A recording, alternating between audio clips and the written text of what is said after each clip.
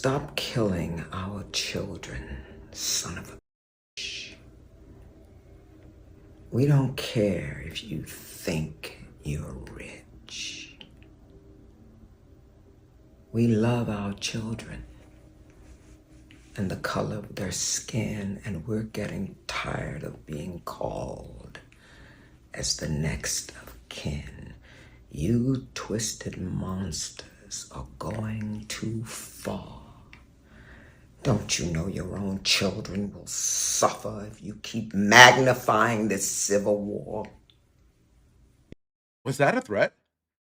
Sorry, guys. I'm still trying to figure out if this was a parody or not, or she meant to direct her message to her very own community. You know, the ones who are the biggest contributors to the demise of Black teens? Anyways, what's up, guys? So, tragedy occurred on the 4th of July when an 18-year-old Black teen, Nolan Wells, went missing and his body turned up 2 days later. And immediately, you had a bunch of race grifters trying to sow division by saying there was foul play.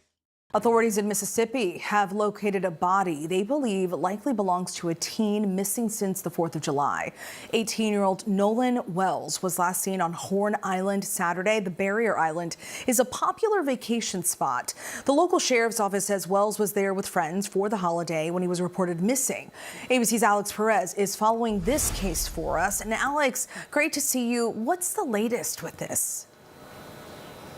Yeah, Stephanie, officials unfortunately say it appears we're dealing with a tragic ending in this case after beloved 18-year-old Nolan Wells disappeared July 4th after going on a boating trip with friends. Now, sadly, officials say a body matching the description of the 18-year-old was recovered about 8:45 this morning just off the shore of Horn Island, a popular holiday destination about 10 miles off the Mississippi Gulf Coast. Now, the teen and friends reportedly took a boat trip to the Barrier Island for the 4th of July holiday. He was last seen on Saturday at about 3 p.m. After he vanished, his family and friends making an emotional plea for help, flooding social media with pictures of the outing showing Wells and a group of friends on a boat. The 18-year-old seen holding what appears to be a hard or alcohol seltzer in his hand. The Jackson County Sheriff's Department, the Cajun Navy, and many volunteers spending much of the weekend searching for Wells. It remains unclear what exactly happened to him. Authorities say they are still working to figure out what exactly went wrong here as his community now grieves. So when Nolan Wells didn't come home on the evening of July 4th, his mother made a Facebook post asking the public if anyone had seen her son. But because the images she had used on that post were photos taken from earlier that day showing Nolan with his three friends who all happened to be white, you had Black liberals come to the conclusion that his friends must have murdered him. And then they started drawing comparisons to this story and the Carmelo Anthony case with tweets like this reading, Nolan Wells is exactly why Carmelo Anthony felt like his life was in danger enough to take that white boy's life in self-defense. Because the presence of white people is potentially a danger to us, even when y'all are our friends. Absolutely disgusting. See, I don't understand how these people can draw comparisons to the Carmelo Anthony case and this story here, because in the Carmelo Anthony case, you actually had a Black witness who was friends with Carmelo that actually said that he was the one who was provoking and escalating the entire confrontation. But in this Nolan Wells story, we really don't have much information to go off of as of now. Having said that, I will be providing you with more information and details about this case coming from law enforcement. But before that, I want you to listen to some of these Black liberals just spreading more lies and sowing more racial division. And listen very carefully to some of their rhetoric because imagine if white people actually said this about other Black people. Black people, stop going on motherfucking vacation with these white folks. Your white friends call you, say, hey, bud, what's up? Hey, you ain't going on vacation? No. Hell no. Because y'all keep going on them vacations, and they keep coming back home, and we can't find you. You got to tell them white people no right now. We're not teaching our Black kids that they should never be the only Black person in a group of white people.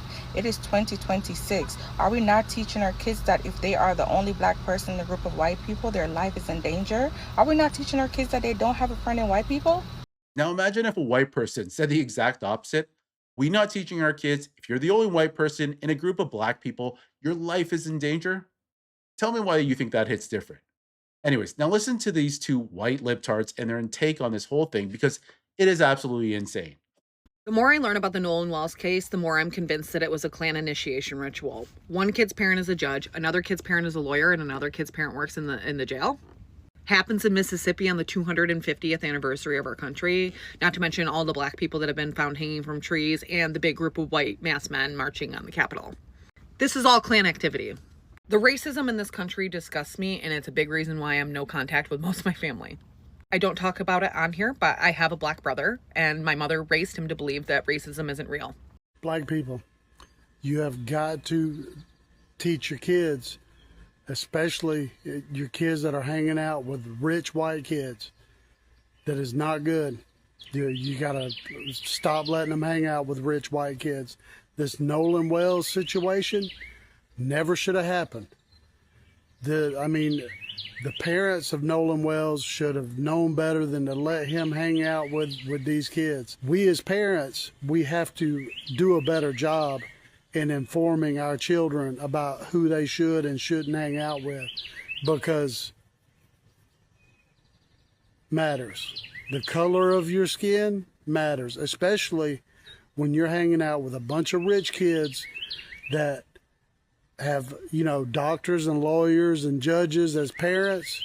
You know that your kid is going to either wind up locked up or dead. Okay, so according to this Mortadell, he wants you to believe that a black teen hanging out with white teens would have a greater chance at being locked up or killed. How many of you people actually believe that nonsense? I mean, just look at the stats. There's a reason why black people, when they level up, they get the F out of the hood. There's a reason why non-blacks never enter the hood. And honestly, how many instances are there of these token black people being unalived by their white group of friends? When I was doing the research for this Nolan Wells case, I noticed a lot of black liberals on social media were pointing to this 2018 case of Tamla Horsford. She was a black woman from Cummings, Georgia, which is mainly a red area, and she was at an adult sleepover with mostly neighbors, and they were all white. She was the only black woman there, and she ended up dying. What happened was that she was intoxicated out on the deck, and then she fell. And that's all according to the police report. Yet you have these black liberals trying to paint this image that the white neighbors, they all ganged up and killed her. Just like they're trying to do with the Nolan Wells case, that these three boys ended up ending their friend's life. Okay, so having said that, let's actually get into the information and details about this case according to law enforcement. Okay, so this is the information that has been confirmed by the police because there's just a ton of bad actors, grifters, race hustlers, just spreading misinformation. So Nolan Xavier Wells was 18 years old. He traveled to Horn Island on July 4th. He was last seen alive around 3 p.m. on July 4th. He did not return to the mainland with the group he arrived with. His mother reported him missing that night. A large search operation was launched.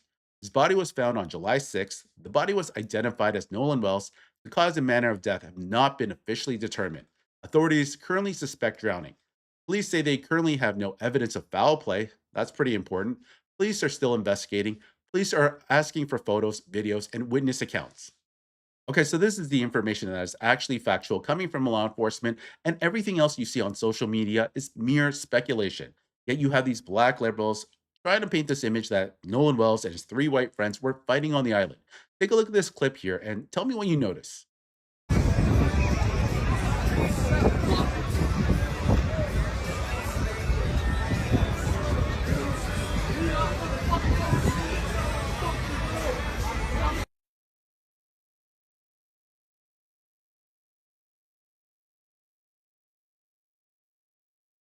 Okay, honestly, all I see is a clip panning to the crowd on the island, and you do hear some swearing in the background, but you're really not too sure who that is. And then you see a still image of what's supposed to be Nolan and his three friends, and it's captioned with, "Oh, they're arguing on the island."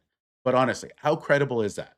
It might turn out to be very credible, but at this moment, at this point, we're not really too sure.